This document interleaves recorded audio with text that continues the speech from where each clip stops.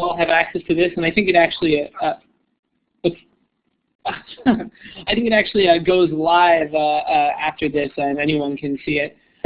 As you may have noticed, I am not the great Ron Purewall. My name is Tommy Wallach. I'm another instructor, actually also here in San Francisco, along with Ron.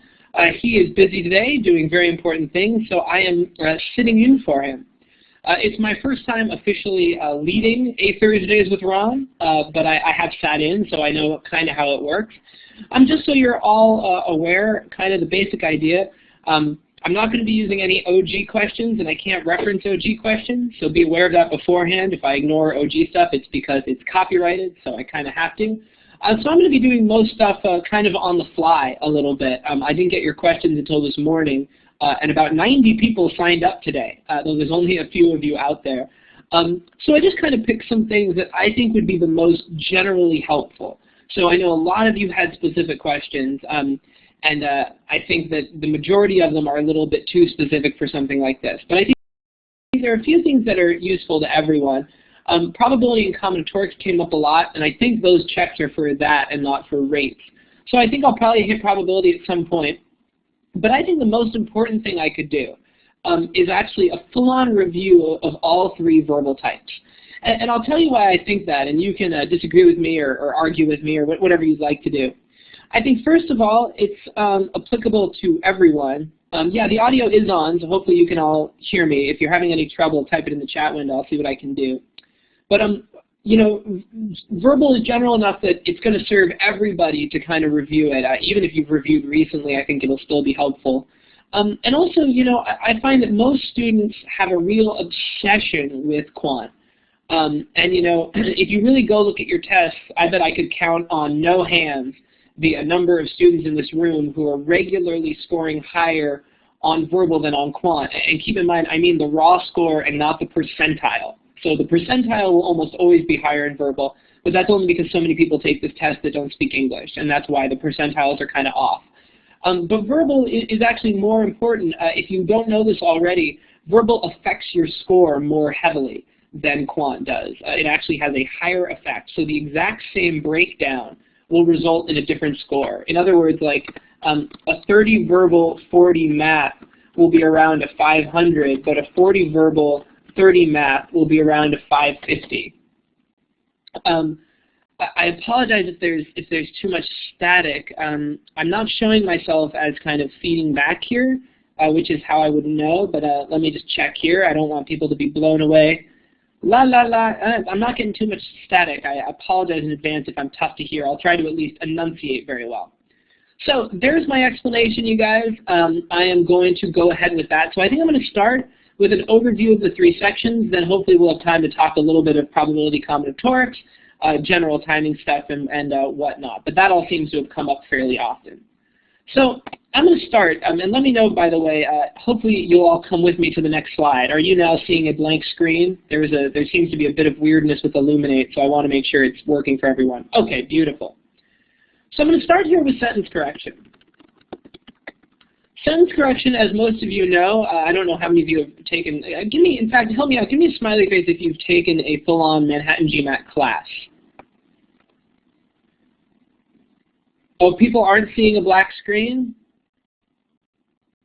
Oh, okay, interesting. But Rena, you are.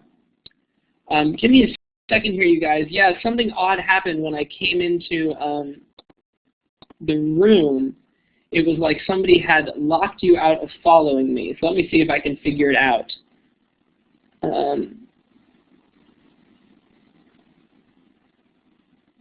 Hold on, don't worry. If I can't figure out, you guys, I'm happy to go late if this takes a little bit of time to work out, because this was not my doing.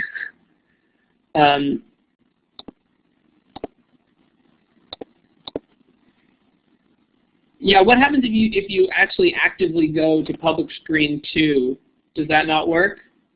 You shouldn't have to do that. You should all be coming along with me as I move. What about this? Anybody coming with me now? Yeah, that seems to work. Ah, beautiful. Okay, thanks, you guys. So sentence correction, here we are. So give me a smiley face if you've taken a Manhattan GMAT class. Okay, and you can even smile if you've taken somebody else's class. I will understand. The smiley faces are up here if you guys weren't aware, down there, over on this kind of under the participant window.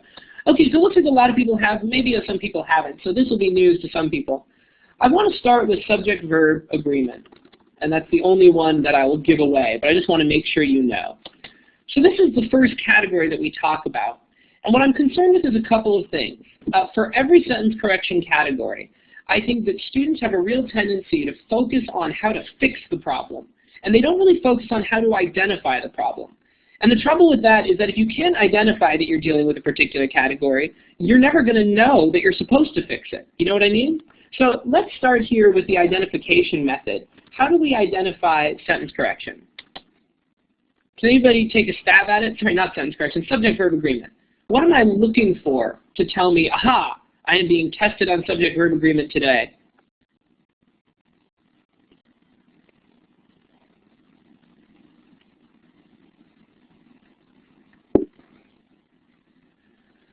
So here's what everybody is doing, and it's what I typically find with this. Everybody is telling me how to fix it. I'm going to identify the subject and verb, maybe deal with some middlemen, and you're not wrong. That's absolutely how I'm going to fix it. But how do I deal with, how do I know? Oh, so I'm going to scan the answer choices. I see us saying, or maybe that's the United States is here. What am I going to look for when I'm scanning the answer choices?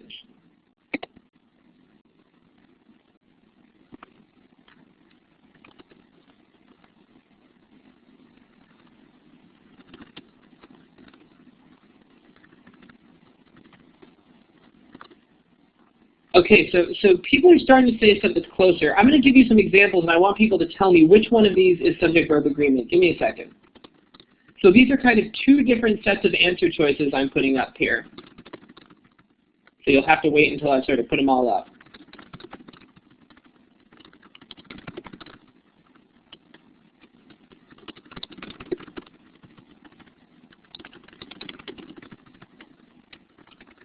Okay, I want you guys to help me out. Imagine that these are the answer choices, all right? This is A, B, C, and D. Imagine you went the same way. I want you to tell me in the chat window, are both of these subject-verb agreement, one of them or none of them? Like, you know, is it sort of one, two, both, or none? Which of these is testing me on subject-verb agreement, if any? Okay, I see none, I see two. I want more. I thrive on your communication. Number two, it's not data sufficiency, sorry. So I'm just looking for, is question number one testing me on subject-verb agreement, or number two? Okay, I'm seeing two, two. I think one and two, none, two. Okay, people seem to be agreeing around two. Why would it be two, people that are saying two? How do I know? So you're saying the split that you noticed, Min, or Michelle, a few other people, was this has versus have. What's the difference? Oh, Stephanie, you took the words right out of my mouth. The difference between has and have is singular versus plural. What is the difference between has and had over here?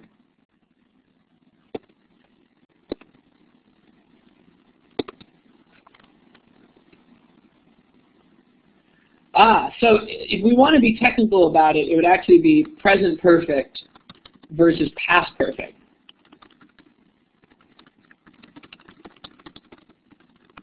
And what that really means is it's a tense issue. The point I'm trying to make here, you guys, and I think that I've made it, so I feel good as an instructor, is that people are not very good at identifying subject-verb agreement. If someone would just tell them that was the issue, well, then it would be easy to fix. But the problem is nobody's going to tell you. You have to be able to do it yourself. So here's the identification method, okay? You're looking for verbs and or nouns split singular or plural in the answer choices. I should say singular and plural. That's how you identify subject-verb agreement. So this second example is subject-verb agreement because it's split singular plural. This first one is not. This first one is actually a verb tense split. That's a different category. Okay? Everybody give me a smiley face if this makes sense, if you see now what I'm getting at. That, in other words, this is how you're going to identify that the GMAT is actually testing you on this subject, because you don't want to waste your time like trying to find all the subjects and verbs, when that's not actually the issue. Okay, cool. So this part you were mostly on top of, but help me out nonetheless. How do I fix it? So once I've noticed, aha, it's subject-verb agreement, what am I going to do?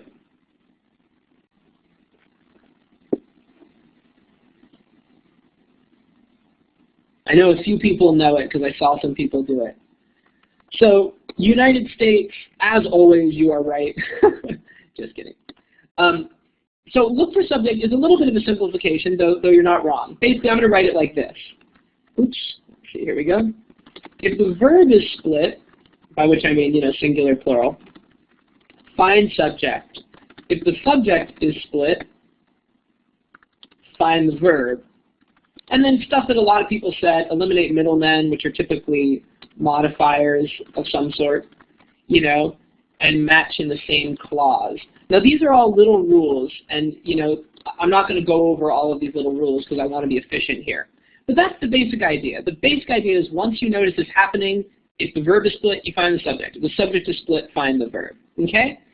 Any questions about subject-verb agreement, or can I move us along to the next category?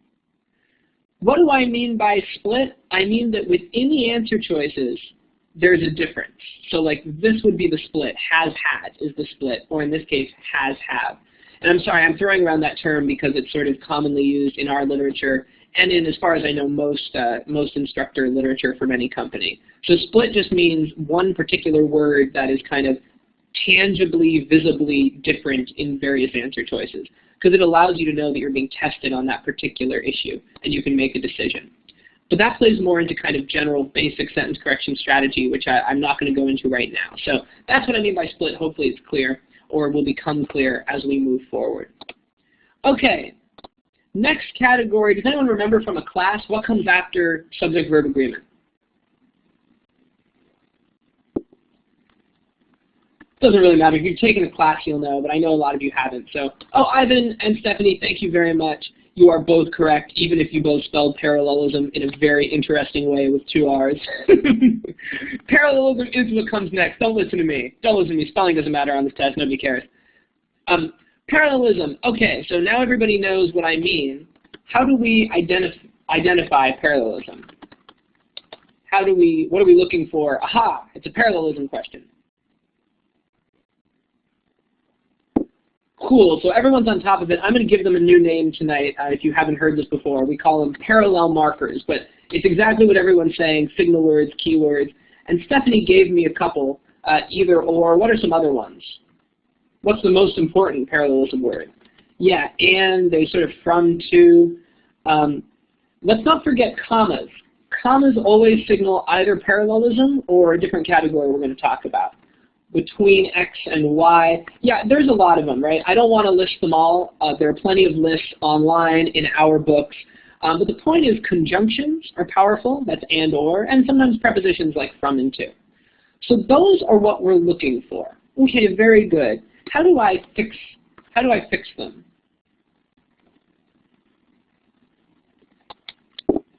So what's my technique? Once I notice, aha, parallelism, what am I going to do?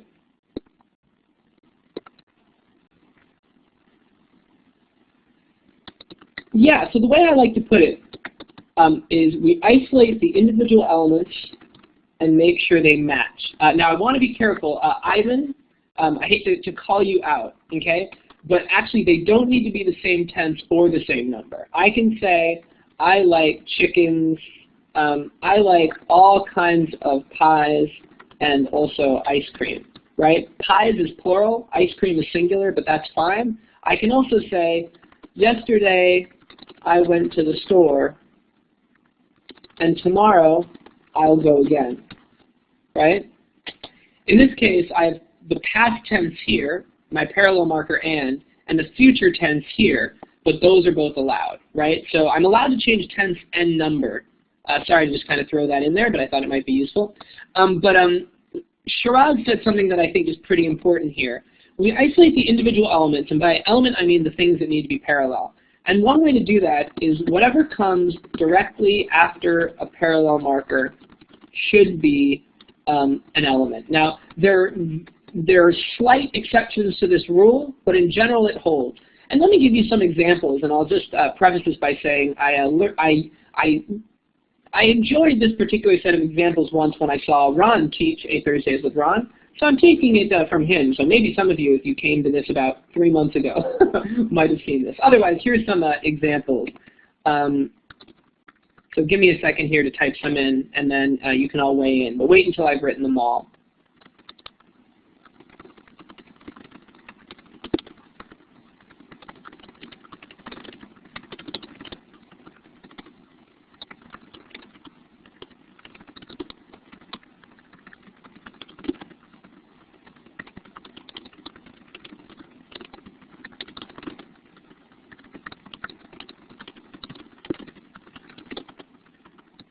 So start looking through these as I'm typing them and start to get a feel for which ones you like or don't like.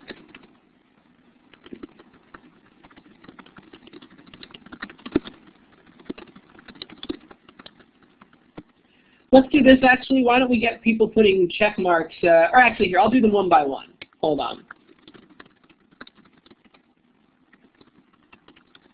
Those are the last two. Okay, everybody give me a green check. The green check is here. I'm sorry. Over in this direction. Green check is right there. Give me a green check if you like the first one, a red X if you don't like it. I'm going to ask about all 8 of these really quickly, so be ready. Okay, I'd say the majority of the room seems to like it, but definitely there is dissent. Second one, green check, red X.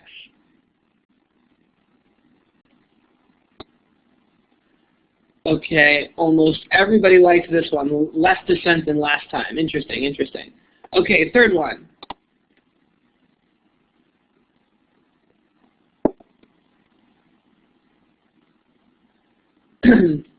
Okay, so I'm seeing kind of the same sort of pattern here. A lot more red X's this time. So I think this is definitely worth taking slowly for me. So let's do this. Don't worry about continuing because it'll be obvious from here on out what's going to happen.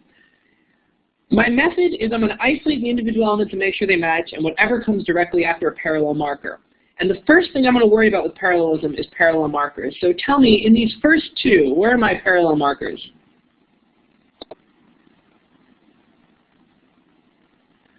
So we got to be careful. Or is my parallel marker. Okay, in is a preposition, different thing. Parallel marker is or is what creates my parallelism here.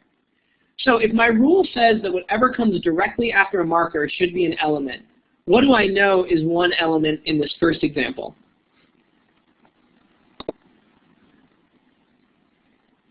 Oh, in the first example? So not the second, but the first. So I'm seeing a lot of wrong answers, right? It's got to be Tokyo. Tokyo is what comes after the marker. Take a look at the rule. Whatever comes directly after a parallel marker should be an element, not before. Before is a different story, okay? So Tokyo has to be one. Now tell me, is there something in this sentence that I can logically parallel Tokyo to? Okay, cool. Everyone's on top of that. Okay, very good. No problem there. Let's go to the next one, you guys. What do I know must be an element based on my rule, if or is my marker?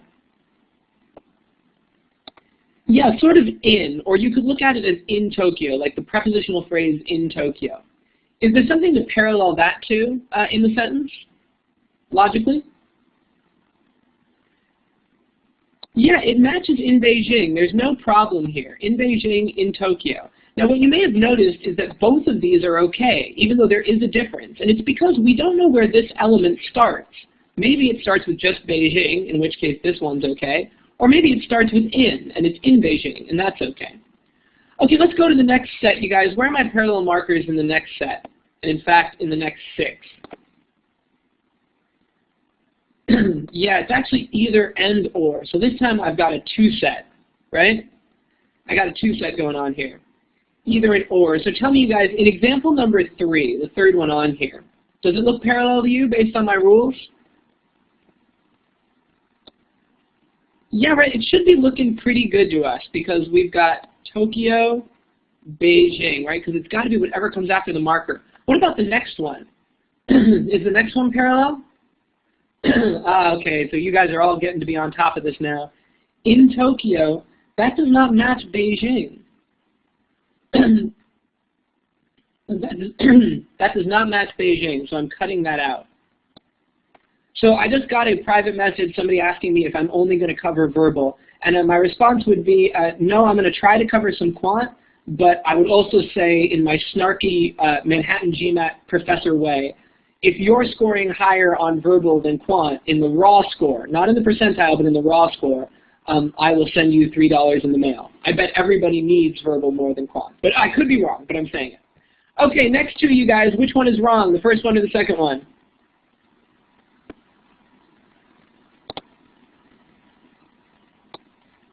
Right, okay, we're all getting good at this now, right? The first one, in Beijing, does not match Tokyo, so it is wrong. The second one is nice and clear. And what about the last two? How do we feel? $3, I know, right? That's right, $3. You score better on verbal, that's $3 you got coming your way. What about the last two, you guys? Do we think they're both wrong, one wrong, none wrong? Well, let's take a look at our rules, you guys. What is my first parallel element in both of these? First parallel element in both of these. Somebody type it in for me. So be careful, I know I'm using terminology that may be new to you. So markers are the words, and elements are the things that need to be parallel. So the first thing seems to be born. Is born a noun or a verb?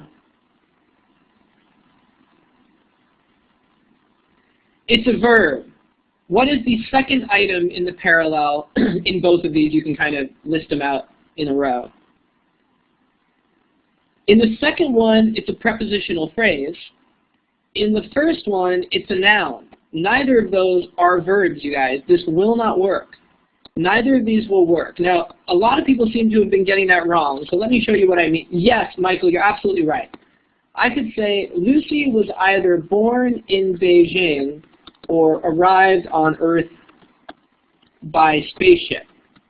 Now, in this version, even though I know it's very silly, I've got my either, I've got my or, and if you look at my markers, I have born and I have arrived. Those are two verbs, and this is now parallel. But the other two are not parallel. Everyone give me a smiley face if this is starting to make sense. If you have questions, please ask them, but I was going to move us along. Cool, really good work. It seems like everyone that was making sense by the end. I see a few people writing. I don't want anyone to feel left behind. Any exceptions? Yes, there are, and I don't want to ruin the majesty of this stuff with exceptions. But occasionally it can be okay to put small words in between conjunctions and their parallel elements, so markers and elements. Sometimes you have to for clarity's sake. There are plenty of examples of it in the book, yeah, there are. I think they might not be until the advanced portion. It's sort of like with modifiers, like, you know, there are exceptions to every rule. But I would say in general this holds. And it's not like you're going to get tricked by it. It's not like if you use this, you're going to get the wrong answer. It's just that sometimes you'll be like, wait a minute, I can't do that. Like no matter what I do, I can't get the markers to line up exactly. And that's probably because you're looking at an exception. Though I think it would be rare to look at an exception if it were on a question that was, you know, lower than 700, because this rule is pretty solid. Okay? Okay, I'm going to move us along to the next category. I want to make sure we have time to get through lots of stuff today. What comes after parallelism?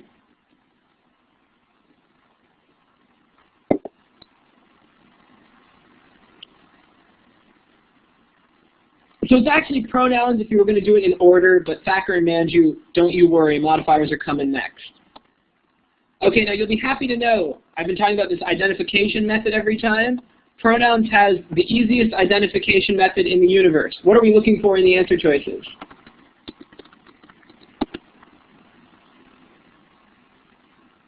It's the easiest thing you could imagine. Just the identification. Now you guys are fixing it now. Everybody, you want it to be so much harder than it is. Pronouns! You're looking for pronouns. Thacker and Min, you were starting to understand it. Pronouns, you're just looking for pronouns. If you see a pronoun in the underlined portion of the sentence, you are almost 95% chance getting tested on that pronoun. And if you see a pronoun outside of it, you're probably getting tested. So pronouns are all you're looking for, and yes, he, she, it, there are probably the biggest ones. Okay? Now let's talk about the fix. The first thing I'm going to do, and a few people have said it, is go looking for the antecedent. Some people call it, what it's referring to, the referent or something, but antecedent is the correct term.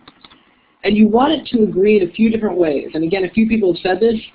It should agree in number. What else should be true? Who's moving my text around? No worries. What else should it agree in? Anything else we know? Now, unambiguous, I'm going to tell you a sad truth, okay? Ambiguity, it turns out, is an issue that GMAT sometimes ignores and sometimes cares about. The best way to think of it is this. If you have the choice between a clear noun antecedent, a clear noun and a pronoun, pick the clear noun. By which I mean, let me see, I could pop up an example of this.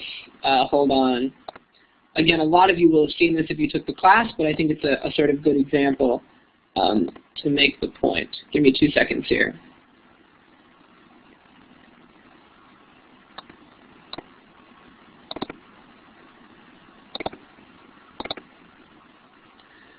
So here, I'm just going to pop through some things here, ignore it, nothing happened. Let's see, where am I going here? Yeah, so here's an example. Oh, I'm sorry, I'm so sorry, this is silly me. Of course, my first time teaching this thing, I forgot. No OG questions, I'll have to write one myself. Don't worry, I'll do it for you. If you get a split like,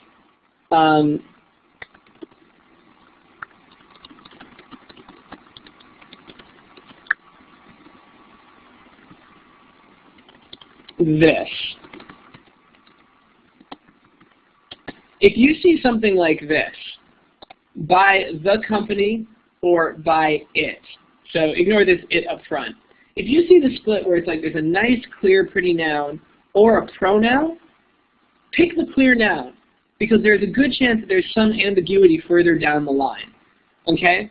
The reason why I have to say that GMAT is iffy on this is that if you go through the book on your own, you'll see that there are a number of questions where they allow an ambiguous pronoun to remain. However, that ambiguous pronoun will be in all 5 answer choices, in every case that I've seen it. And that means it's not really an issue that you're being tested on. So when you see it split, you might as well pick the noun, not the pronoun, to get rid of ambiguity. But if you don't see it split, probably you don't need to worry about it too much. Okay? One other thing I want to throw out there for the identification method. Who remembers if I saw this kind of split,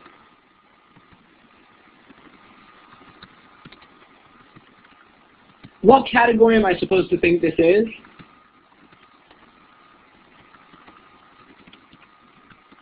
If I see a split like that, what category have I taught you should think of? Okay, so right, I want everybody using my terminology. I'm a Nazi about terminology. Subject-verb agreement is what we would generally call that, right? Because we have, it's a singular and plural noun split, right? It should be SV agreement. But here's the thing. It could be possible that they would say, walks, walk, walks, walks, walk. And you'd go, oh no, this split wasn't useful to me. And that's because further down in the sentence, they would do this. Because of this, which do I need to pick, the man or the men? Exactly. So what we've learned here is that if you see a noun split singular or plural, it could be subject-verb agreement, or it could be a pronoun issue. So be careful. There are a couple options there. Everybody give me a smiley face if that makes sense. And I apologize to whichever employee of GMAT watches this for accidentally putting up a slide. Okay, very good, you guys. That is pronouns. Modifiers. Let's talk modifiers. What is my identification method? And I won't lie to you guys, this is the hardest one. There's a lot to identify. What are some things I might notice? Okay, very good, us. Commas often set off modifiers. And just so you know, or parallel. If you see commas, it'll pretty much always be either a modifier or a list, parallelism. So commas could go either way. What else is going to help you? Long sentence, all underlined? Yeah, Partha, that's actually very true, but I'm looking for something a little more specific. But that's a very good point. A longer sentence is very likely to have some underlines. Lead, I'm going to be iffy on lead. Absolutely, that would be an adverb, but adverbs aren't particularly difficult. That's not what makes modifiers difficult. Adjectives and adverbs, like single words, those are easy to see. What are some modifying phrase types that you guys know? Does anybody know any, or am I really going to earn my keep here as an instructor? Okay, nice. So now stuff is starting to come in. First, we have relative pronouns. Okay, they open up modifiers. So that, which, who, whom, there's more. There are more than that. Where, when, there's a few others, okay? But relative pronouns open up modifying clauses.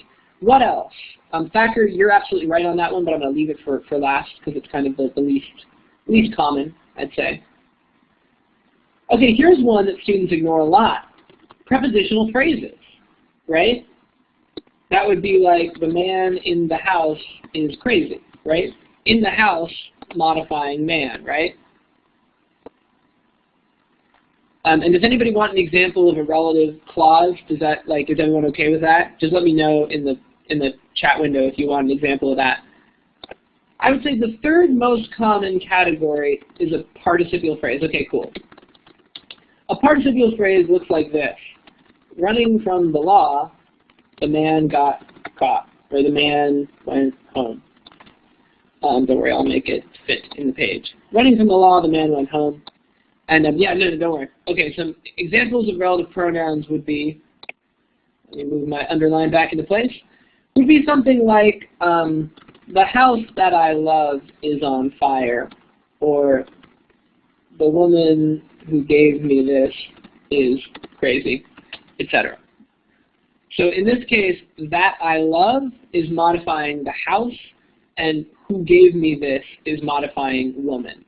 In this case, running from the law, the man went home, or I bought a puppy, cheering my mother, like that. Okay, and I'll talk about what these all mean kind of in a minute. So these are the most common. There's also apposition, which is when you use a noun. That was what Thacker mentioned. Apposition looks like this. The man, a paragon of virtue, went home. If you'll notice, a paragon, that's a noun, a paragon, but it's modifying man. So that's what apposition looks like. And let me put these all in boxes. I want to make sure this is very, very clear on what is what here. I just got asked, participles are difficult to discern from gerunds. So for those of you that hate grammatical terminology, I apologize in advance. I'm a fan of terminology, so I just want to make sure everybody knows. So words with ing at the end, there are a lot of things they can be. Among them, participles and gerunds, okay? Now, a participle is when a verb becomes an adjective. And an example of that would be the running man, or the example I gave before is basically this is a complicated adjective, but running from the law is really just an adjective modifying the man, right? So that's what we call a participle. A gerund is when a verb becomes a noun. And that would look like this. The running of the bulls is an exciting event. Now what you'll notice is that running, the running, is a noun, right? It's a thing, like the running of the bulls. Oh, interesting, it's become a noun now. Even though it looks exactly like the running man, in this case, running is clearly an adjective modifying man, right? So that's the difference between the two. I don't want to really dwell on it overly much, because I don't think it's like the most super useful thing, if that's fair for me to say. But there's that. Let me see if I can kind of set it off here in space and time. I don't want it to get in the way here. I'm organizing my slide so people don't get too confused. Okay, so that's the difference there. Hopefully that's helpful. It's all just about how it's being used in the sentence, and there you go. Okay, so now I want to get back to modifiers, you guys. The fix, the technique, because I've talked now about how to identify it, the sort of stuff I'm looking for. How do I fix it now? Who knows?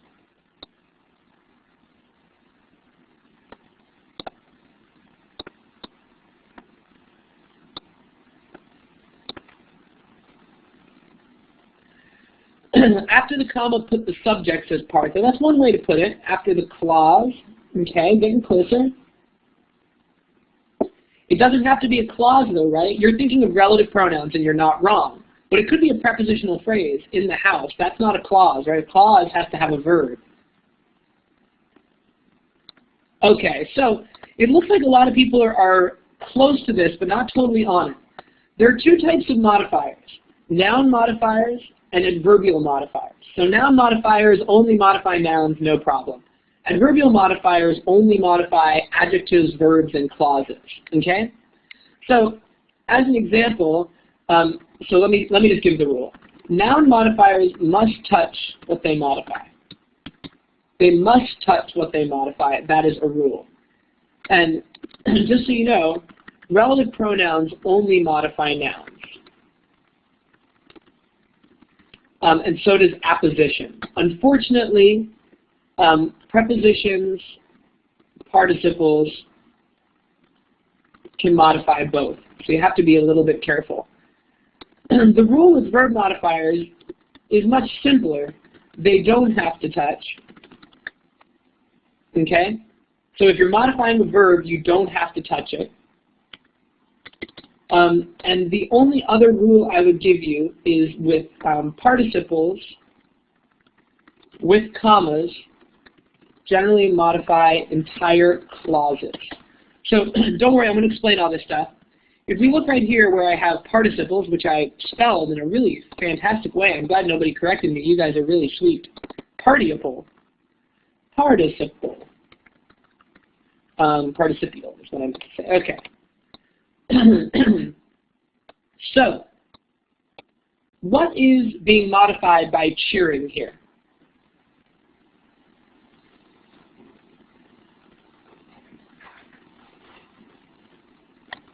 What's being modified by cheering?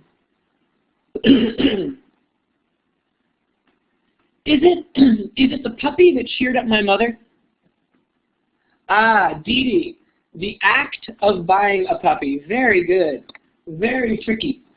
It's actually the very fact that I bought a puppy. The puppy itself didn't necessarily cheer up my mother, right? It would be like saying, imagine that I change this to,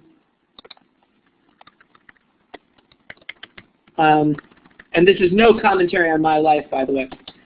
I got a girlfriend cheering my mother. Now, it's not my girlfriend inherently who cheered up my mother. It's the fact that I got a girlfriend, right? So this is something that we use participles with commas for. But not always. If I say running from the law, that's just the man. The man was running from the law. So again, we just have to use our logic. You know, somebody asked me here, how do we distinguish between noun and verb modifiers? It's hard to say. I mean, let me give you another set of examples here. I know we're running out of room, and I don't want things to get too confusing here, but let me just try one more thing on this page.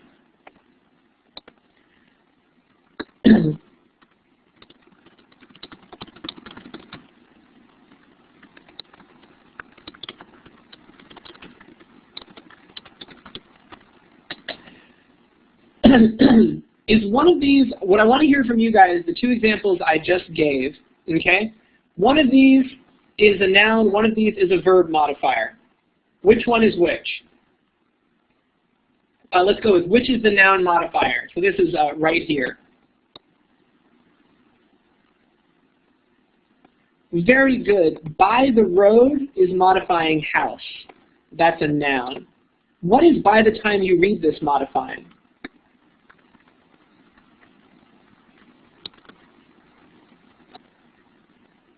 What is it modifying? What word? So by the road is modifying house. It's modifying will be, actually. So by the time you read this, I will be, and then whatever the adjective is, in this case, gone. Could have been green or rich or whatever, right? So that's a verb modifier. And both of these are which type of modifier here in my list?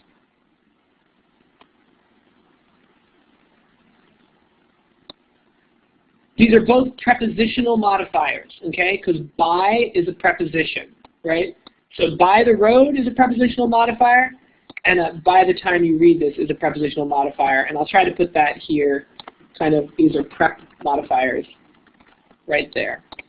Okay, so this slide has gotten very busy, and no surprise, modifiers are difficult. They're a little bit more complicated than the other categories, but I think that a strong grasp of them is going to be super powerful. So don't underestimate the power of getting really good at noticing these.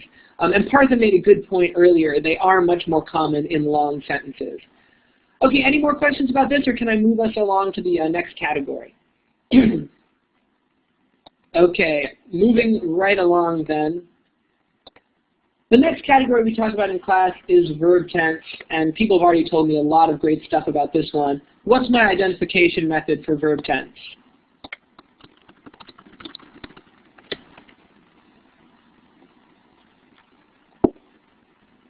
What am I looking for in the answer choices that's going to clue me in?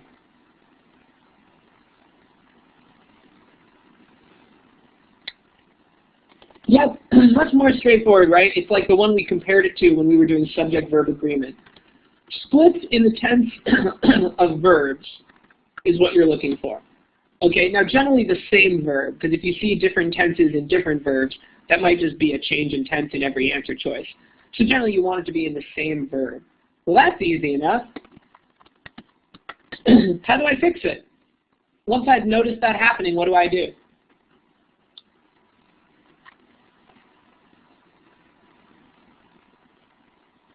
Identify the subject. That's actually for subject-verb agreement, you guys. Sorry, this is verb tense. We don't care about the subject for verb tense. Logic, says Thacker. Well, that's a vague answer.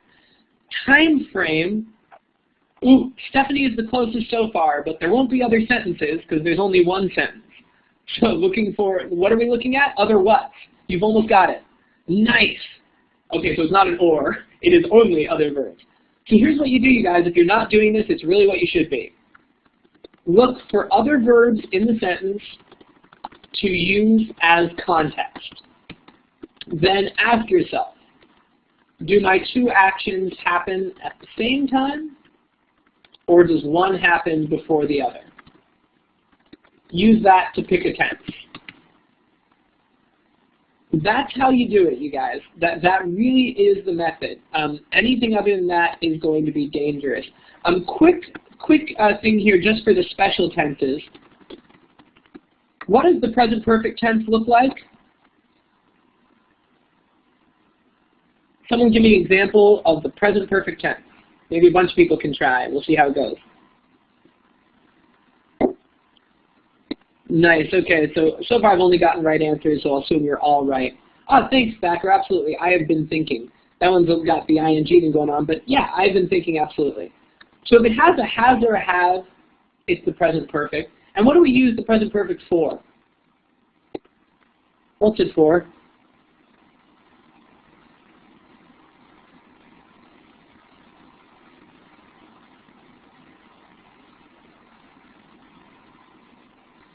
See a lot of people writing.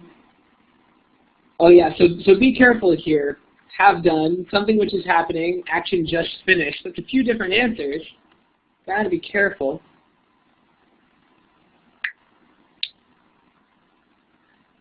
So it's something that starts in the past and continues into the present. That's what it's for. Okay? And I'll give you an example of this in a minute, but let's do this really quickly. The past perfect is the one that where we see had. And what is this one for?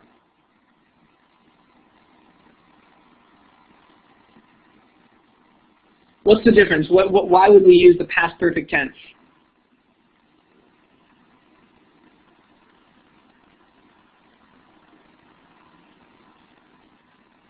One action before another and not continuing. Okay, people are getting it in pieces. Yeah, it's an action that finished in the past before another past tense action. You need a simple past verb to use past perfect. This is a hard and fast rule, you guys. There are no exceptions. You cannot use the past perfect tense on the GMAT unless that sentence also has a simple past verb. This is why it's so important to do the technique that I mentioned up here. Look for other verbs for context.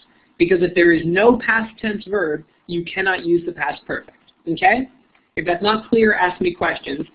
And I just want to give you some examples of how these tenses differ, because a few people said on present perfect, it's something that's finished recently. And I know that's something that like Kaplan says, which I take a little bit of an issue with. Here's my example. I have been to Los Angeles 4 times. What do you mean that's finished recently? That doesn't have to have finished recently. I could have gone 4 times when I was a baby, and now I'm 95 years old. It would still be true that I have been to Los Angeles 4 times. So I don't like that it's finished recently thing. I don't think it's true. Let's look at the difference. What this is telling you is that I went 4 times, and I have not gone again. Now look at this one. I had been to Los Angeles 4 times. This one is saying I went 4 times, and then at some point, I went again. Do you see how there's this implication that I had only been 4 times, but now I kind of, I must have done something else again. Like, that's not true anymore, is the implication. And if I just said I went to Los Angeles 4 times, like just simple past, it's possible that I went again. Right? It doesn't say I have been 4 times, like that's it. It just said I went to 4 times. It could have been I went to Los Angeles 4 times, 10 years ago, and then I went again last year. Like, it's not clear. Does this sort of make sense, these very slight differences in meaning? I think it's useful to know them.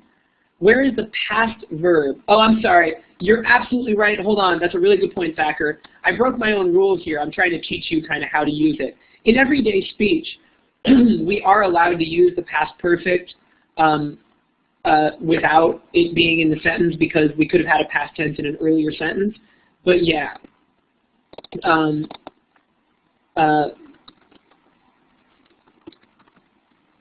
Here's the better example. I want to make sure it's clear. Before I made this money, I had been to Los Angeles 4 times. The implication is that then after I made this money, I went again. See, so it implies that I went 4 times and then went again. So that is the sort of, that would be a GMAT correct past perfect. Thank you so much, Thacker, for correcting that. I think it was confusing the way it was. In everyday English, we do use the past perfect that way, but not on the test. Okay, so this is present perfect, have been, past perfect, had been, and simple past, I went. Everybody clear on these? Are we good on verb tense?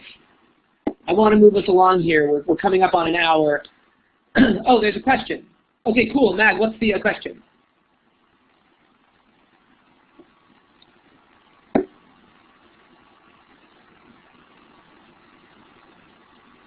I get that, but I want to know what you're not clear on. You mean the examples down here? Is that what you're asking about? Basically, I'm trying to differentiate for you slightly the usage between these different tenses in terms of their meaning, okay? Because sometimes I think that a lot of books misrepresent what the present perfect is for. They say something like a couple people said in this room, which is that it's for something that's finished recently, like a recent problem. But if I say I have been to Los Angeles 4 times, that doesn't have to have finished recently. All 4 of those trips could have been a long time ago. But what is for sure is that I have not gone again. If I say I have been 4 times, that comes up all the way to the present moment. I have only been 4 times. That's implied here. If, however, I use the past perfect, I had been, this is the present perfect. So anything that has have, see how I wrote that right here? Anything that has or have is present perfect. Unless it's just the present tense usage of have, like I have $1. That's just the present tense. But if we use have in front of a verb, like been, that's a version of I go, the verb to go, then it becomes the present perfect. Just like I could say I had $1, and that's just simple past tense. But if I put had in front of another verb, like I had been, it becomes the past perfect, okay? So anytime you see have, you should assume present perfect. And it implies that this is still true at the present moment. This action starts in the past but continues into the present, okay? The past perfect, I had been, that implies that I've kind of gone again, right? So if I say, before I made this money, I had been to LA 4 times, that implies that now I've been more than 4 times. Something changed. This action finished in the past. It's over. My 4-time limit is now over, right? And it's all slightly different from just the basic past. I went 4 times. It doesn't really make clear whether or not I've been again. So that's why the perfect tenses are more specific. They have kind of these very, very specific usages, and that's the only place we use them. Cool. Yeah, no worries at all. I'm glad that helped. Jamie, this might be an obvious question. Can the simple past come before the past perfect? Simple past has to come after the past perfect. So like, I made this money after I had been to LA 4 times. So the past comes after the past perfect. That's why I said action that's finished in the past before a past tense action. So you go back behind it. Okay, cool. I hope that's clear, you guys. I do want to make sure we get around to at least a little bit more material, but onwards and upwards I go. Really good work, and I hope that helped. Oops, don't want to go there. I'm making the fresh slide. Okay, after verb tense was comparisons. Now, I don't want to dwell on this one. It is not very interesting. The way you identify it is with comparison markers. What are some comparison markers?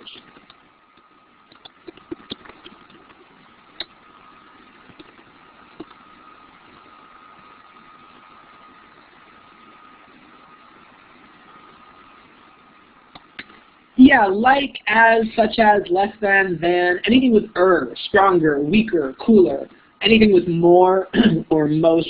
Those are all comparison markers.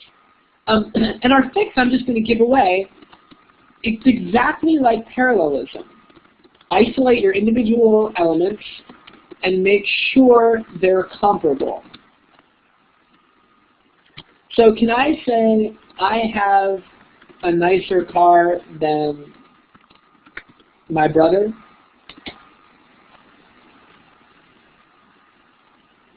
Or actually, here, let me make this even cleaner. I think that's sort of a misleading example. Let me go with this.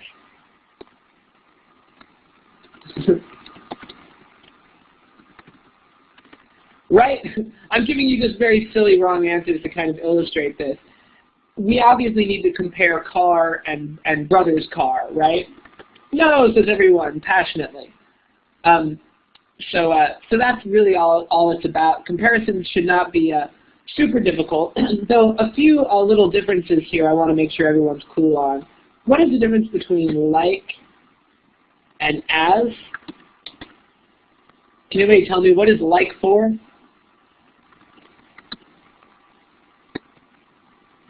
So I used to teach this part the way that you said it, and it turned out to confuse a lot of people. So we have to be a lot more specific. So first of all, one thing that's going to piss a ton of people off. Like versus as is not the same as like versus such as. I'm not talking about like versus such as. I'm talking about like versus as. Like is used to compare nouns, and as is used to compare clauses.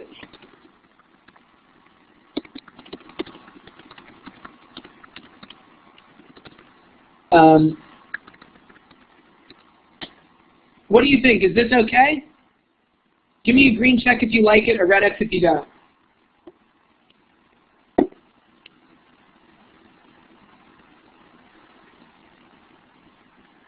So I'm seeing all no's, and believe it or not, technically this is considered okay, and no one has given me a green check.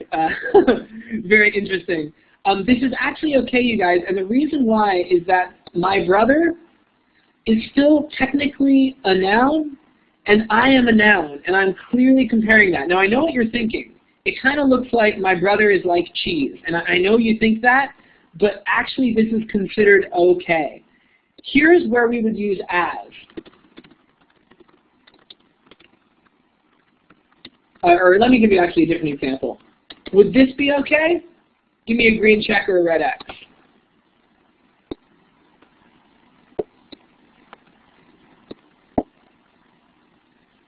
Green check or red X?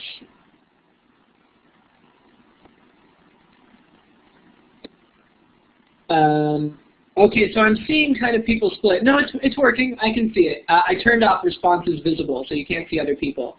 So I can see it when you type it in. Okay, so here's the thing, you guys. This is not okay, but I'm seeing a lot of green checks. Is like my brother does, is that a clause or a noun?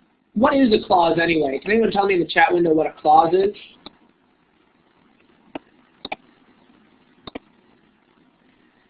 A clause has a verb. That's what a clause is. So when I add the word does, this becomes a clause. And if it's a clause, I need to use as. It has to be as my brother does. that's what we use as for. So this would unfortunately be out. And that's actually the only rule about like versus as, really. Would people like some more examples of this? Would that be helpful? Are people feeling confused on it? Yeah? Okay, here's what I'm going to do. I know some people have taken the class, but we have just a super ultra useful slide that gives like 8 examples in a row. So give me 2 seconds here and I will bring that up for you, and I think you will all be super grateful. It's a good one. Just give me a second to pop it up.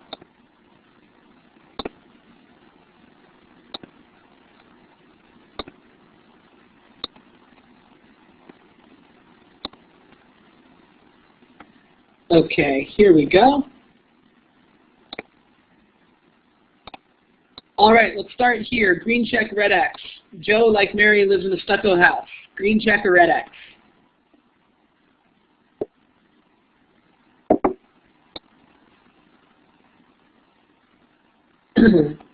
All right, cool. I'm seeing almost all green checks, and you're absolutely right. We're comparing Joe to Mary, and they are both nouns. Very good. What about this? Joe lives in a stucco house like Mary. So you guys just give me a green check if you like it, and a red X if you don't. That's all. And the green check and the red X are located next to the blue door, kind of here by the chat window. Okay, so I fooled a few of you a second time, but most of you were on top of it. Once again, you guys, this is actually okay, because like Mary is not a clause. So even though I know what you're thinking, it sounds like Mary's a house, which is very sad for Mary. But technically, logic tells us Joe is compared to Mary, and GMAT has said this is okay. Let's try a third example. Joe lives in a stucco house like Mary. It's not parallelism factor. We call this just comparison. And yeah, the point is that, yes, Mary and Joe is actually a clearly parallel / comparable. What do you think about number 3 here? I'm missing a lot of people. Green check, red X. Okay, so now we have a problem. Now we have a problem because Joe lives in a stucco house like Mary. It's not clear at all, and in fact, now the like is just pointing to house. There's no issue there. There's no way we can read this as it's Mary and Joe that are being compared. It just sounds like Mary is a house. And I know this is annoying that they're so similar, but these are the rules as we've read them in the OG questions, and just how it is.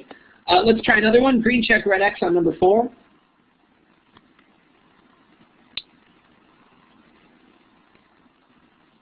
Number 3 is wrong. Number 3 is very wrong. It sounds like Mary is a house, and without the comma, it's just a sort of touching noun modifier almost. I mean, that's how it feels.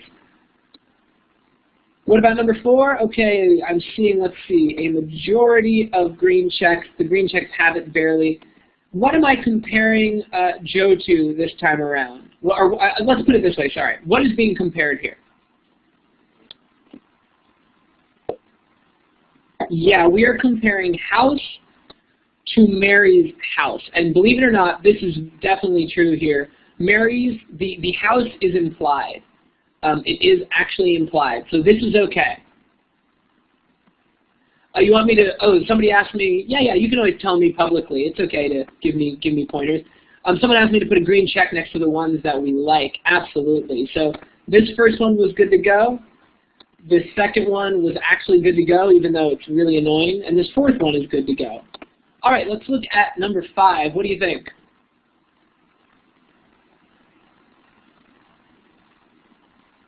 Green check or red X? 4 is correct part, though, because we're using like, but the Mary's with an apostrophe S is a possessive. So it's Mary's house is implied. That's grammatically allowed, so we are comparing 2 nouns, house to house, so we use like. Okay, I'm seeing almost entirely green check here. Really good work, you guys. Absolutely has now made this into a clause, so we need as. Few more. Number 6, give me a green check or a red X.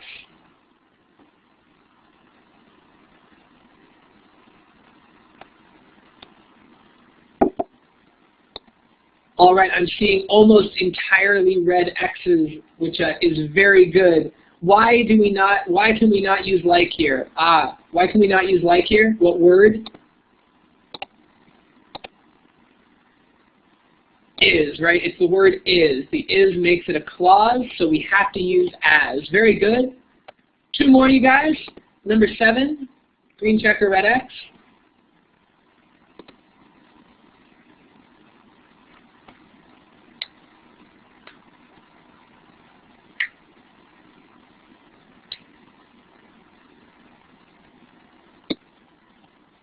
Okay, cool. I'm seeing almost entirely green checks, and you're absolutely right.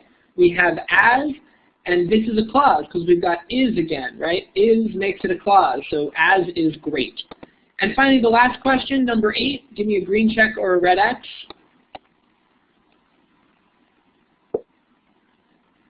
Cool. I'm glad. I'm here to help. All right, you guys, this is really great. I am seeing all green checks. In this case, I know it's a tough one, but remember what we're concerned about is the part where the like actually is, right? And the like here, there is no verb within this section. So like swimming, skiing, that is allowed. So this is correct because we're comparing 2 nouns, swimming and skiing, not the clauses themselves. So this went really well, I think, though plenty of people still had problems. So if you have questions, feel free to ask them. I don't want people to feel like totally left behind. I realize I'm powering through this, you guys. I just want to make sure this is useful to everyone. Okay, great. So I'm going to move us along then to the last sentence correction category.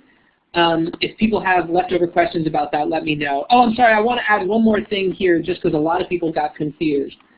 Like versus as is one difference. Like versus such as is a separate difference. So what is the difference between like and such as?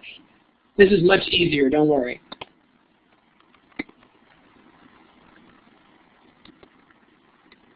Exactly. So like means is similar to, and such as means, sorry you guys, I'll try to come back to it. Yes, Joe lives in a stucco house like that of Mary's, absolutely. Actually, I think it just said like Mary's. I think it was just like Mary's back there. I'll bring it back up, but I want to do this. Okay, such as is used for examples. And here's the big rule, you guys. It's nice and easy. Whenever you see answer choices split, hold on, I'm typing it out for you. Answer choices split between like and such as, pick such as. I have yet to see an exception to this rule. And the reason why is that all of us are children of the 21st century, and we use the word like for everything. We love the word like, man. It's like totally awesome, the word like. And the GMAT knows that, and they're going to just try to trick you into picking like. But they will never trick you into picking such as, because that's not where your brain would typically go.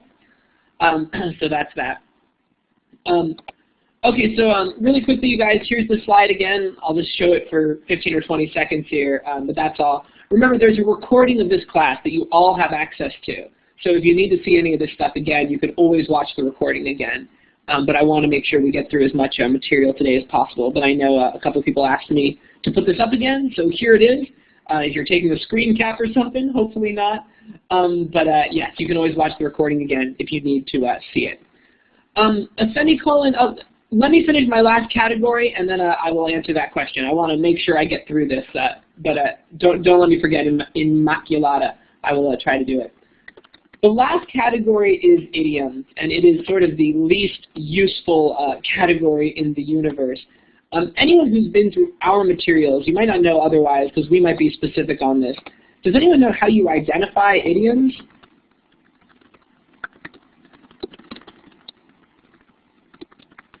Well, believe it or not, now we have a whole book of idioms, or a whole 80 pages, and there's no real rule. But believe it or not, there is actually an identification method. Now, what you're thinking of is there isn't really a way to fix it. You just kind of have to know. Yeah, oh, Sudhanshu, thank you so much. That's absolutely right. Splits and prepositions, by which I mean you will very often see something like this. Let me just note.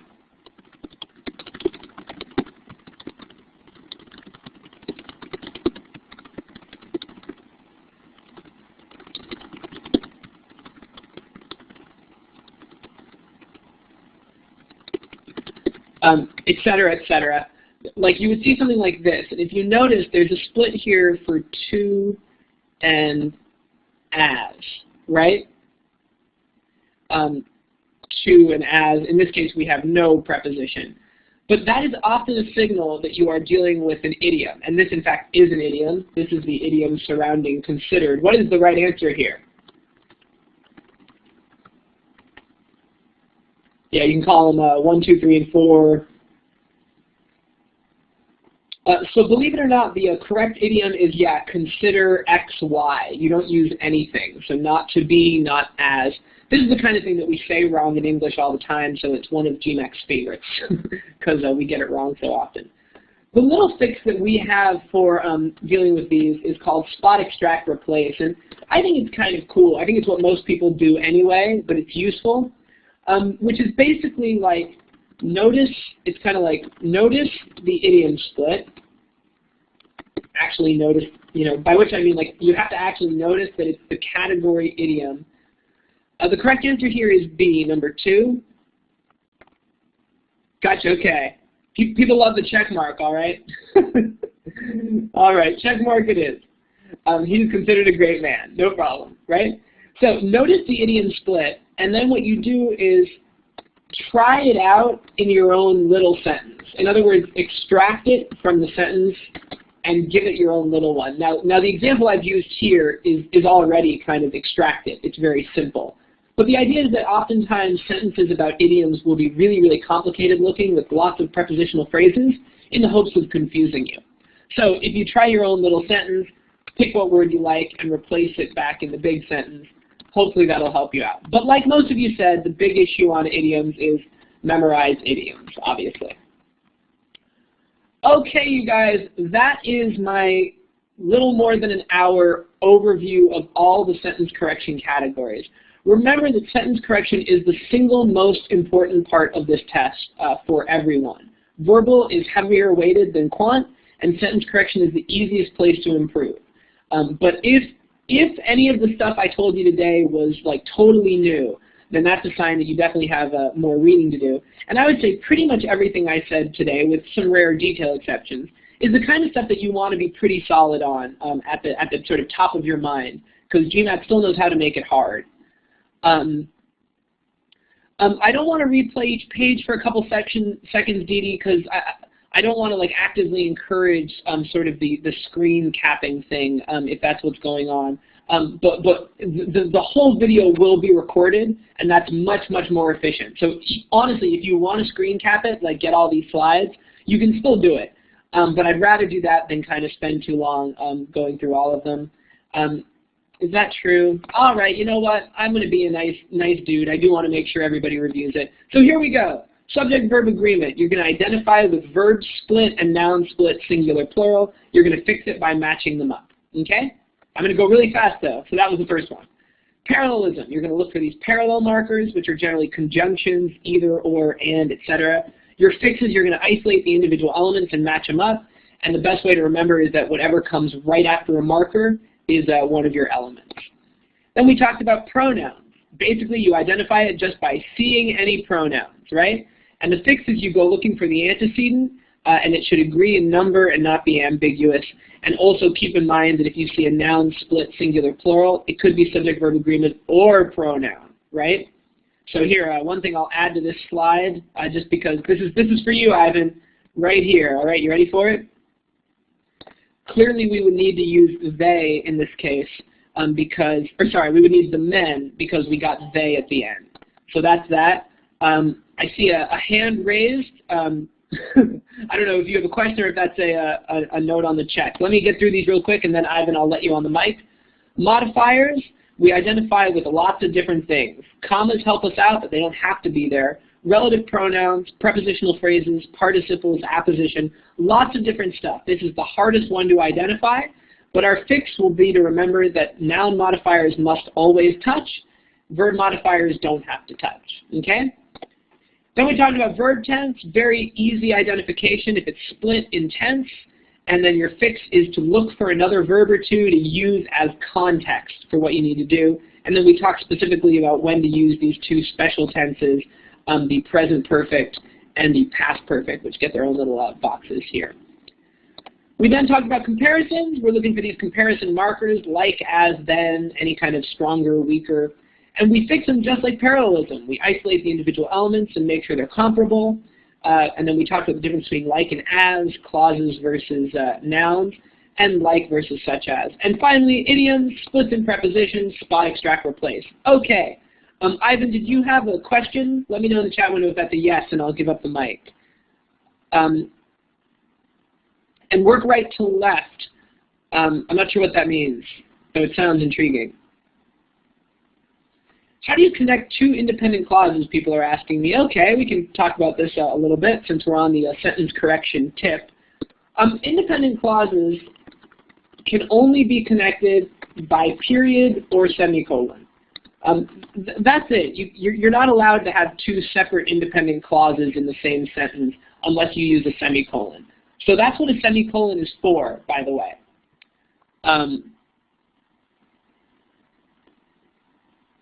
Yeah, I'm not sure what you mean. So like, oh, I see what you mean. I'm sorry, I totally see what you mean. Okay, let me back up. So what you're saying is, like, you're never really specifically asked to do this. So if you're saying, like, if you want to connect, I walked to the store and I went home, you could put an and in the middle. This is what you're saying. I see. Yeah, sure. You can do that with anything. I walked to the store, right? Or I want a chicken, or I want more money. Now, obviously, it's kind of silly to repeat the I want and make a clause, but we could technically do it. I think what's more interesting here is that if you have two things that stand alone, the semicolon is what you use if you're not using a conjunction. The conjunction is kind of the sort of straightforward, basic sentence way to do it. But the conjunction, the semicolon is what we use to separate two independent clauses when we don't get a conjunction, right? So like, I walked to the store. Let me pick two that would actually be useful. There are too many cars on the road, semicolon. Yesterday, I was in traffic for 3 hours, right? So in that case, like, there's sort of a connection between the two in terms of meaning. A colon is used for examples a lot of the time. It's also sometimes used for result. So in other words, the important thing to remember about colons is whatever comes before a colon must be an independent clause. And for those of you that may be wondering what these terms mean, independent clause could stand alone as a sentence. Dependent clause could not. So whatever comes before a colon must be an independent clause. That's really the only thing you need to know about the colon. So yeah, Mary, if you say I walked to the store and went home, those now aren't two independent clauses because the second clause doesn't have a subject anymore. Like, you would have to say I walked to the store and I went home if you want to have two independent clauses. If you just use a conjunction, that's one independent clause with a list of things that you did. Okay? It's not even a clause. It's not a dependent clause to say and went home because there's no sort of subject really there. The whole clause is I walked to the store and went home. You're not tested on M-dashes stacker, so don't even worry about dashes, thankfully. If you're interested in the M-dash, it functions a lot like a colon, but I don't think you're definitely not tested on it grammatically. I'm not sure I've seen it used very often, but I've never seen it tested. And yes, from before it was you always use such as. Any other questions, you guys, about this stuff? How do you connect an independent and dependent clause? That's what all commas and conjunctions are for. So there's no easy answer to that, and I don't want to get into too much specific stuff here. Yeah, a colon in a sentence would be, I'm into all kinds of music, rap, jazz, and hip hop. I'm into all kinds of music is an independent clause. So I couldn't say, I like rap, jazz, and hip hop, you know, like you would on Facebook or OkCupid or whatever, right? You can't say that. That's a no-no. I'll put a red line through it so nobody gets confused here, because it's not an independent clause before the colon. No, you don't need to say such as Immaculata. No, you can just say rap, jazz, and hip hop. That's kind of it's not the best example in the world, to be honest, but it's not an issue of like versus such as. It's just kind of unclear. To be honest, you guys, I really mean this. The thing you need to know about colons is that whatever comes before them is an independent clause. That's all you need to know. That's all you need to know about them. I've never seen, it's not about such as. Yeah, you wouldn't use such as. That would be weird.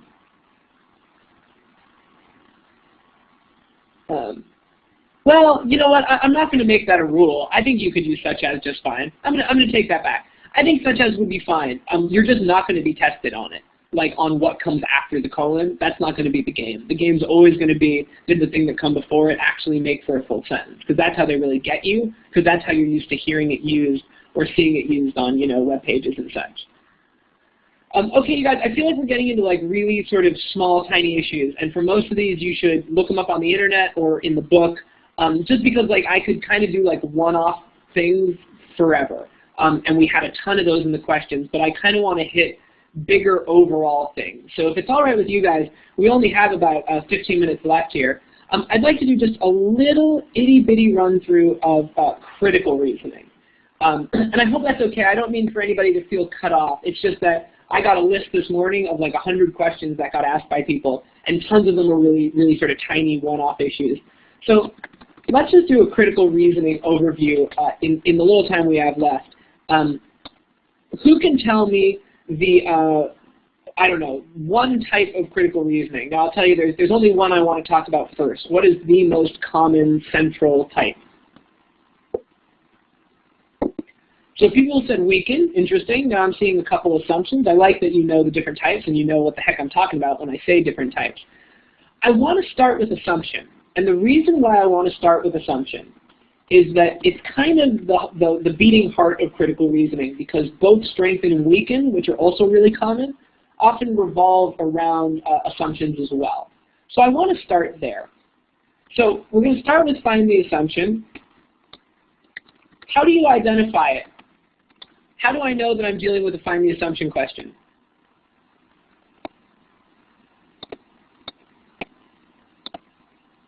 Like, what am I looking for in the question stem?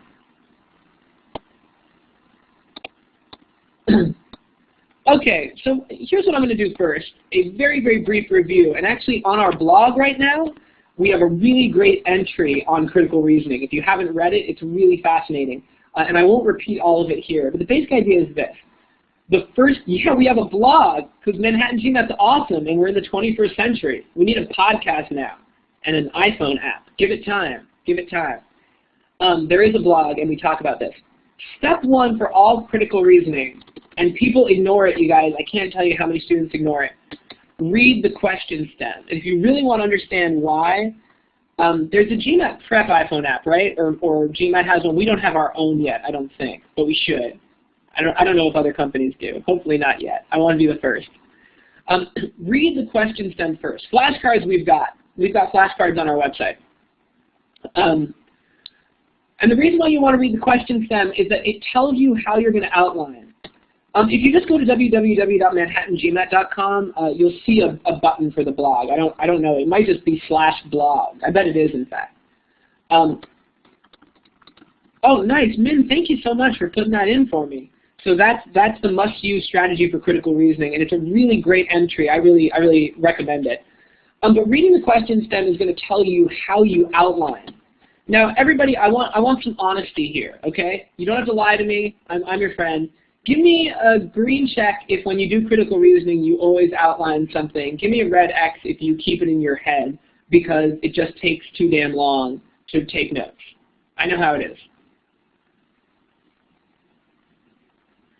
Okay, a few more people. Green check if you take notes every time. Red X if you're known not to take notes. Okay, so I'm going to publish this to the thing here. Okay. Now this is a lot more, twice as many red X's as green checks. Now I'm not your everyday teacher, so I'm going to play the bad cop, and hopefully you won't judge me for it. When I see people that don't take notes, I promise them, this is my solemn vow to you. You will never get better at critical reasoning in general until you take notes. It will never happen. And I want to remind you of why. I think this is really important. So for those of you who do it, I apologize for my little rant here. But the fact is that, first of all, it is scientifically proven, and you can look this up, that you read much better when you know you have to take notes. You actually pay more attention because you're not allowed to zone out, because your brain knows, crap, I need to write it down so I can't zone out, okay? That's reason number one. Reason number two is that if you don't take notes, there's nothing you can get better at that is in any way tangible or quantifiable. If you don't take notes, your hope is kind of, I'm just going to do a bunch of questions and hopefully somehow I'll just get better. But you're not practicing anything. It would be like assuming you get better at the piano if you just read sheet music all day. You have to actually do it and do something differently that you can get better. So now here's, Sudhanshu, thank you for asking that question. I teach a lot on the forums. I do a lot on the Beat the GMAT, GMAT Club forums. And what people say when I try to convince them to take notes is exactly the question I just got. I don't take notes because it takes me too long. If you do this correctly, it does not take too long. The reason why it takes people too long is they write down too much because they don't want to actually do the work of breaking something down into the salient details. In other words, the conclusion, the premises, sometimes counter premises. They don't want to do that work because it's too brain intensive, so they just write down everything. Like, if I just copy it all down, then I've taken notes. The problem is that's doubly bad because now you've taken a bunch of time and you haven't really helped yourself. All you've really done is copied down the passage. And when those people take notes, those are the ones who then say to me, I hate taking notes. It takes me all day and I learn nothing.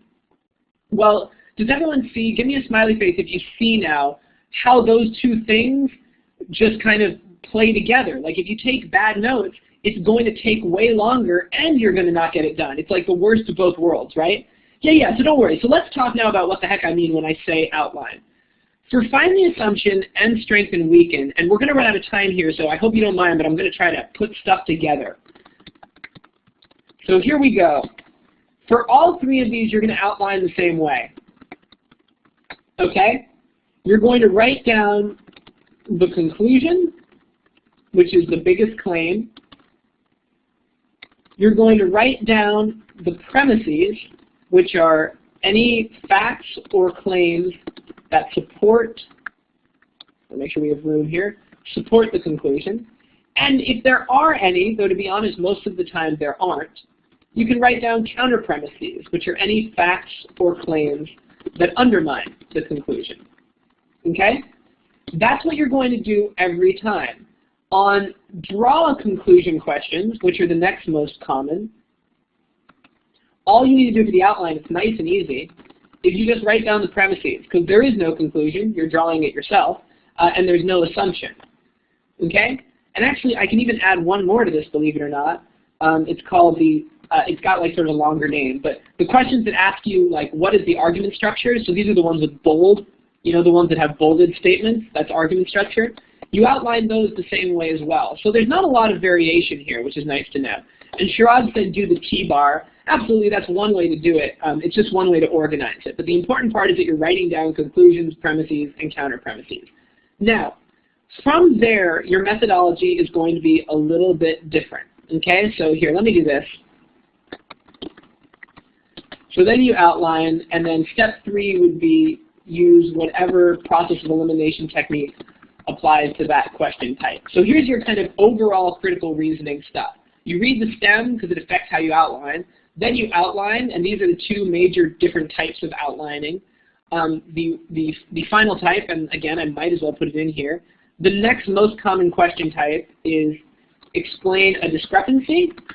And to outline that, all you need to do is write down the discrepancy in your own words. So this is it, you guys. This is what you're writing down for the 5, I would say, most common popular critical reasoning types. There are a couple other little ones that aren't worth my kind of agonizing over because you don't see them very often. So now let me just try to do a couple minutes here before we go on each of these types and what I mean down here by process of elimination technique, okay? For, hold on, For find the assumption. The big process that you're going to use is least extreme negation. Can anybody explain that to me? Does anybody know what I mean in the chat window? Does anyone know what the heck least extreme negation is? What the heck is he talking about?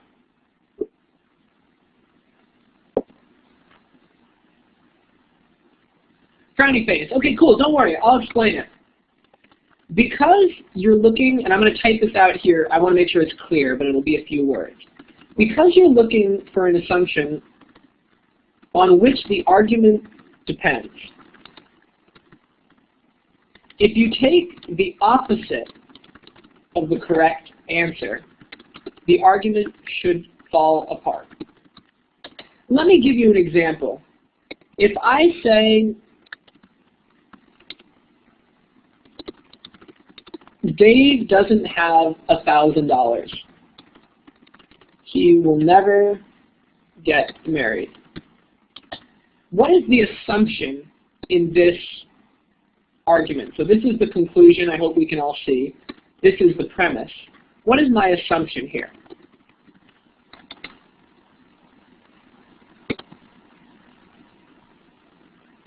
Not just he, we can get more general. Yeah, you need $1,000 to get married. Now, whether or not that's true, I don't know. Right, so that's my assumption. If you saw an answer choice, so now imagine the answer choices are down here, okay, A, B, C, D. I didn't leave room for E, but imagine there's an E. And you saw one that said, now this is a very stupid argument, I realize, but bear with me here. Let's say you saw this as an answer choice, you know.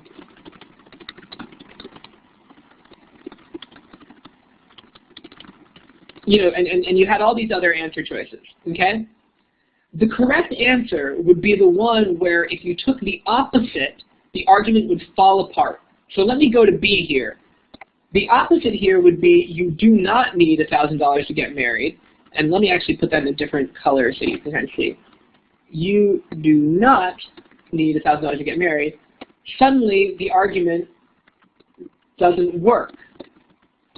Do y'all see what I mean? So the argument falls apart now. If you don't need $1,000 to get married, well then we can't conclude that Dave won't get married just because he doesn't have $1,000. Whereas if I took the opposite of some other one here, Dave's girlfriend is not shallow, it still doesn't affect my conclusion at all. So we call this least extreme negation because whichever one kind of has the most extreme effect is the correct answer. Does that kind of make sense? I'm sorry if it's a little bit vague. I'm trying to move through here. A list of logical opposites. I'm not quite sure what you mean, Thacker. You want to come on the mic?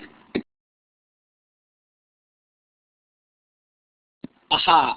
I'm not quite sure what you mean, so try to formulate your question differently. I want to go on to the next kind of question type.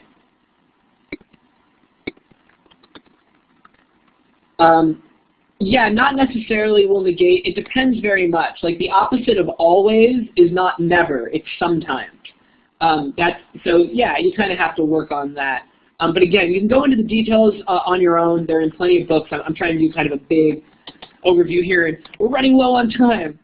Yeah, the word combinations. I think they're in the book, Thacker, our book, or you know, any book. But I know they are in our book somewhere, in the chapter on Find the Assumption.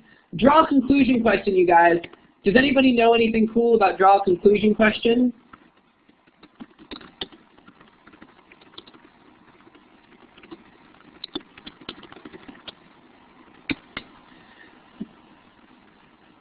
Yeah, so I'm saying that when you take the opposite of it, whichever one destroys the argument is the correct answer. So like the opposite should destroy the argument because the argument only works if you have it. So if you take the opposite, the argument ought to fall apart. That's the goal. Does anyone know anything about this type of question, draw a conclusion?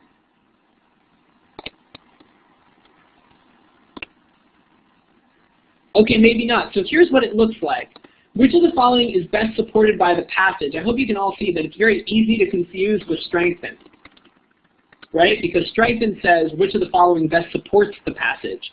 And this says which of the following is best supported by the passage. And again, we're running out of time, so I'm just going to tell you, okay? For draw a conclusion, you're looking for something that must be true based on the premises, okay? Which means the correct answer will generally be very, and this is a technical term, wussy. Stay away from extreme language, all, every, always, stuff like that. Okay? That's the big takeaway there. And then I just want to do a little bit here on strengthen and weaken. Our overall method for strengthen and weaken is we make a little chart called the SW/chart. So you ID this, obviously, strengthen, weaken, support, undermine. Those are kind of the big words. And the fix, and the fix is make the SW/chart for each answer choice. So work out if each answer has no effect, strengthens, or weakens. So this is just kind of a general approach to the four most common parts that we don't really have a time. Here's what it would look like if that's what you mean. So you would just write down like A, B, C, D, E on your paper, and then you would say like, oh, answer choice A, I feel like it strengthens a little. Answer choice B, it strengthens a lot. C is totally irrelevant. D is totally irrelevant, and E weakens a little. So it's just a means of organization, of keeping track. I mean, the upshot is that you need to be reading every answer choice and thinking about what it does. You can't get the right answer unless you read every answer choice. So in response to somebody asking, like, isn't this time consuming? There's no good answer. I mean, it's sort of like, math is time consuming if you don't know how to do it as well. This isn't inherently more time consuming. It's just that you need to read quickly and you need to understand quickly. Which is the same as with quant. You need to read quickly and you need to understand quickly. I promise you that every question is doable with note-taking in 2 minutes and 15 seconds. It's totally doable. So that's what I would say. Okay, you guys, any kind of final questions? I believe that's time. I believe this is scheduled from 4:30 to 6. We got through that sentence correction. That seemed to be pretty useful, and this is most of critical reasoning. Actually, just to help you out, I hate to leave anybody hanging. What foods are helpful for breakfast on test day? Nice. The last one that's kind of common, and I just want to make clear what our method is on it, is argument structure. And I just want to say this is the one with bolds in it.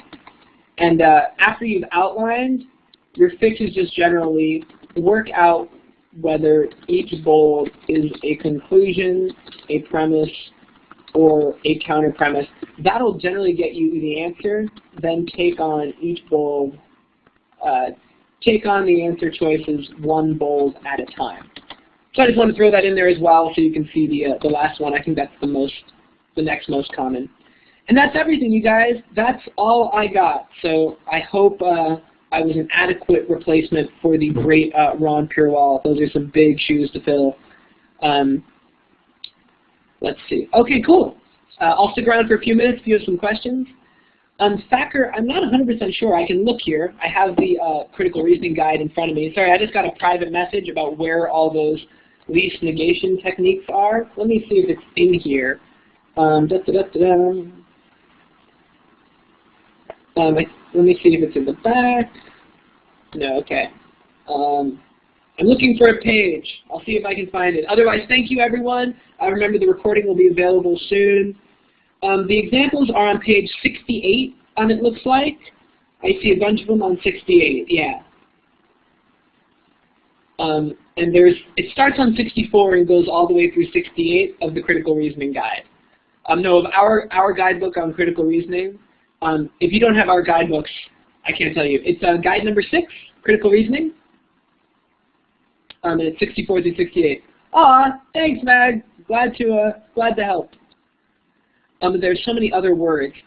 Thacker, but it's not that there's so many other words. Typically, you can just put not in front of things. So I'm just getting asked about least extreme negation. Typically, you can just put not or don't. Like if I say I like monkeys, which I do, the opposite would just be I don't like monkeys. And that's going to work for like 20% of sentences. Or if I say I can go to school, the opposite is just I can't go to school. So it's not like you need like a giant list. The only ones that confuse people is like I always go to school. The opposite of that wouldn't be I never go to school. It would be I sometimes go to school. That's sort of the logical opposite. Or even better put is if I never go to school, the opposite is I sometimes go to school. I actually think that one makes more sense. Always and sometimes is a little bit tough, but definitely the opposite of always isn't never. That's for sure.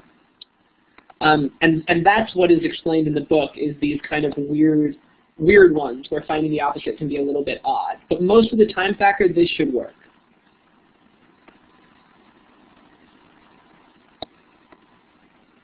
No problem. Glad to help. Any more sort of questions about what we've gone over? I don't want to get too off topic, but if anything wasn't clear, I don't want to leave anybody confused.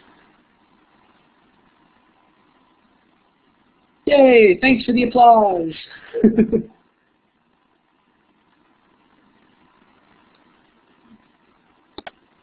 No problem at all, everybody.